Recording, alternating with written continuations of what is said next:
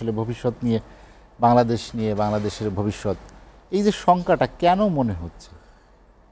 না, আসলে তারা রাজনীতি করে, তাদের দূরদর্শিতা আছে। এটা কিন্তু আমরা ব্যবসা করি, আমাদের দূরদর্শিতা, আমাদের ব্যবসার ভিতরে রাজনীতিকদের দূরদর্শিতা, তারা কিভাবে রাষ্ট্র পরিচালনা করবে, দেশের উন্নয়ন করবে, এটা তারা। এই জন্য আমি বলবো যে সবাই একমতে, হ্যাঁ আমাদের তো নির্বাচন হবে, নির্বাচন কিভাবে সুষ্ঠু হবে, যদি কোনো গঠনমূলক কিছু থাকে সেগুলো সংস্কার হোক, যাই হোক, এগুলো করবে। একই সাথে প্রাধান্য দিতে হবে অর্থনৈতিক। Double million offer, Walton fridge কিনে পেতে পারেন 20 লক্ষ টাকা, রয়েছে কোটি কোটি টাকার নিশ্চিত উপহার। এই জিনিসটা একই তালে যাইতে হবে যে আমরা নির্বাচন করব, নির্বাচনের জন্য সবাই ভাবতেছি, কই কেউ তো অর্থনৈতিক বিপর্যয়ের কথা বলতেছে না।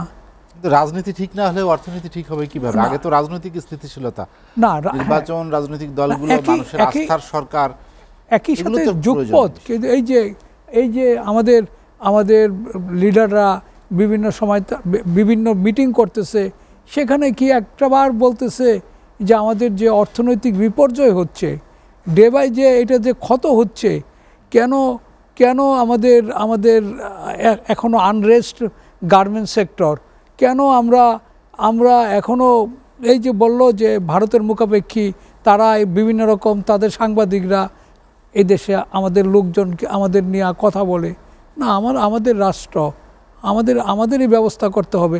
তাহলে যদি ওরকমই, তারা যদি ওরকমই যদি করতে চায়, তাহলে আমরা কেন ভারত থেকে তাদের দ্রব্য আনবো?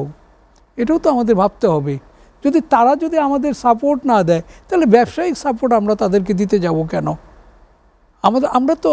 আমরা তো স্বয়ং নির্ভর কিছু কিছু সেক্টরে, আমরা কিন্তু স্বয়ং টেক্সটাইল সেক্টর, যেটা নাকি এই দেশের বড় সেক্টর, আমরা কি স্বনির্ভর? আমাদের কিচ্ছু বাইরে থেকে আনা দরকার নাই, সবই আমাদের এখানে হচ্ছে। আমরা এটা দিয়েই আমরা শুরু করব। দেখুক না, এই দেশে যদি ভারত থেকে যদি আমাদের টেক্সটাইল সেক্টরের মাল না আসে, তাহলে কিন্তু তারাও অনেক ক্ষতিগ্রস্ত হয়ে যাবে গা। সেটা তো আপনারা যারা নাকি পলিটিক্স করেন, যারা নাকি আপনারা এই রাষ্ট্র পরিচালনা করবেন ভবিষ্যতে, তারা তো এখন থেকেই আপনারা একটা দিক নির্দেশনা দেন, সোচ্চার হন। আমরা ব্যবসায়ী, আমরা তো আপনাদের মতো এত সোচ্চার দিতে পারি না। এটা আমাদের কাজ না। আমাদের কাজ হচ্ছে এদেশের যে শ্রমিক কর্মচারীদের কিছু কাজের সংস্থান করা, এগুলো হচ্ছে আমাদের কাজ।